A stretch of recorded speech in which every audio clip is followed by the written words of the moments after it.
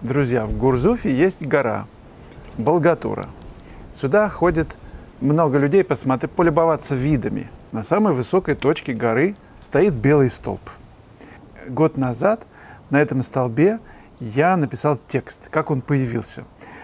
Как-то давно уже я зашел в издательство «Аванта Плюс», у меня работал там знакомый, и меня поразила надпись на А4, напечатанная в одном из кабинетов. Было написано: «Русского языка надо знать». Я обожаю такие штуки, и дома у себя, я тогда делал фильм, у меня была видеостудия, я написал тоже такой текстик. Такой, не по-русски. «Ищите непротаренных путей сквозь этих зарослей». Приходили друзья, и эта строка обрастала спереди и сзади еще новыми такими нелепостями. Получилась такая штука. Конечно, естественно, она со смыслом, но написана сплошь с ошибками. Надпись такая: «Ищите непротаренных путей сквозь этих зарослей». Потому что чудеса, которых бывает, есть по всех направлениям, но никто не знает, каких вы выберете дорог. Недавно вечером, несколько дней назад, я подошел к этому столбу с этой надписью, где мои... Это был, кстати, класс с 1 по 5 июля здесь, в Гурзуфе. И мои коллеги, студенты, читая эту надпись, заметили мужчину и женщину, которые, темно же, сидели на лавке. И женщина вдруг, обращаясь ко мне, я не подавал вида, что вообще я ее сочинил, эту надпись. Она говорит: «Ты написал». Я не знал, что ответить, просто стоял и молчал, не подавая виду. Она продолжила: «Не в себе, что ли?» Я говорю: «Да». Сегодня я принял решение надпись эту закрасить и выдрузить на этот столб ангела. Пусть это место будет исполнением желаний. Там есть дырочка в этом столбе, куда можно эти желания на бумажке написать и класть. Так что достопримечательность продолжается, просто она обросла новым смыслом. Приезжайте сюда и приходите на эту гору, где можно полюбоваться видами, Медведь горы, в сторону пляжа прекрасный вид, и сфотографироваться с ангелом. Ну а желания обязательно сбудутся. Напишите вы бумажку или не напишите. Место такое волшебное. Мироси, шлифуете ли, скоблите ли свои холсты? Например, кто-то там рекомендует лишний объем краски снимать чуть ли не наждаком, руками, и в идеале полировать свежей телячьей кожей. Ну, полируйте, снимайте, если мазки вам кажутся лишними. Мне представляется, что мне интересно писать так, чтобы каждый мазок был на своем месте, и не хотелось его ощущать. То есть следить за композицией, за цветом, за тоном и за фактурой. То есть за вот этой вот наляпистостью. Вот насколько нужно в этом месте жидко прописать или положить густо краску. Фактура придает еще какую-то энергию. Только за счет того, что правильно найдено место сильного мазка, мощного. Я не шлифую холсты, не скоблю их. Был момент какой-то, я хотел один лишний мазок убрать, да прям продралось аж до самого холста, почти до дырки. Это опасное дело. Техника Terra Verde. Старые мастера ее активно использовали. На пастелях Дега тоже видно, как он использует зеленые оттенки. А у современных художников я такого не вижу. Можно ли чем-то заменить зеленую подложку, сохраняя или усиливая эффект? Я люблю всякие подложки. Записывать старые холсты – очень приятное занятие. Я думаю, многие этим занимаются. Можно делать подготовку, имприматуру. Этот цвет покрывать просто холст до живописи, до того, как будете писать.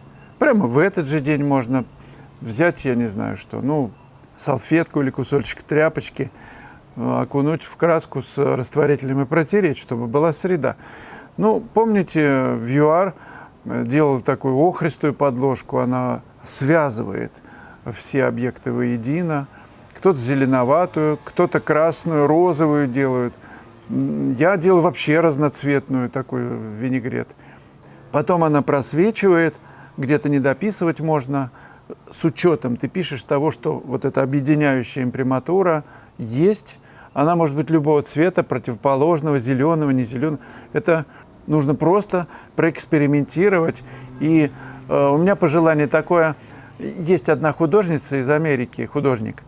Она всегда делает розовую имприматуру. Всегда этот розовый цвет просвечивает.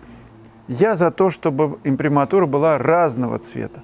Чтобы эта объединяющая краска создавала новый и новый колорит. В силу того, что представлять себя нужно по-разному, работы пусть будут разные, и пусть объединяющая краска вот эта имприматурная будет разная.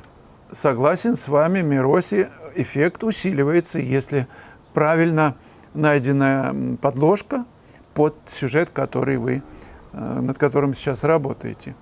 Моя подруга Вероника Лобарева делает имприматуры тоже разного цвета и оставляет их как часть пейзажа, прямо оставляет. Это бывает очень эффектно. На набросках вы используете пастель, да, бывает, и еще акварельные карандаши. Вы ее фиксируете или оставляете как есть? Ничего не фиксирую, написал темперой или акварелью, и так остается. Столкнулся с тем, что фиксатив съедает цвет, ну и не надо его зачем? Смешиваю пигменты с нижними слоями. Так, в общем, не фиксирую. Четвертое. Если работа уже завершена, а композиционно нужно добавить пространство с краю, допустим. Допустимо ли наращивать хвост, лист, или это считается халтурой, недоделкой? А швы и стыки нарушают пространство холста? Спасибо. Но посмотрите замечательнейшую работу Врубеля «Пирующие римляне». Она дважды или трижды доклеена, картон, бумага.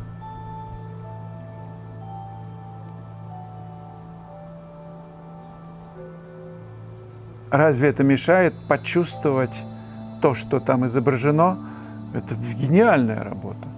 Так что, если рисунок отточен, и если вам требуется что-то еще там доклеить и композиционно еще обогатить эту вещь, я за то, чтобы смело приклеивать, доклеивать. Пусть это будет как ноу-хау.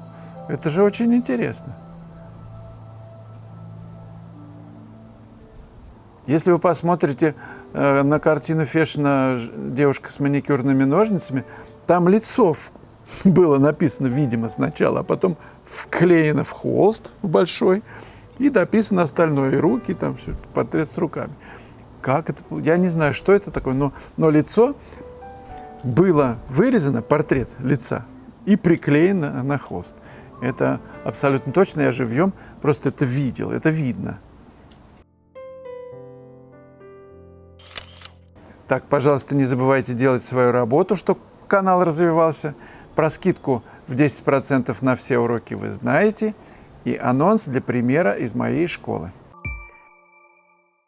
Как средствами живописи решить такую сложную задачу? Натюрморт с пионами против света с высокой линией горизонта, когда тени идут прямо на меня и являются частью композиции.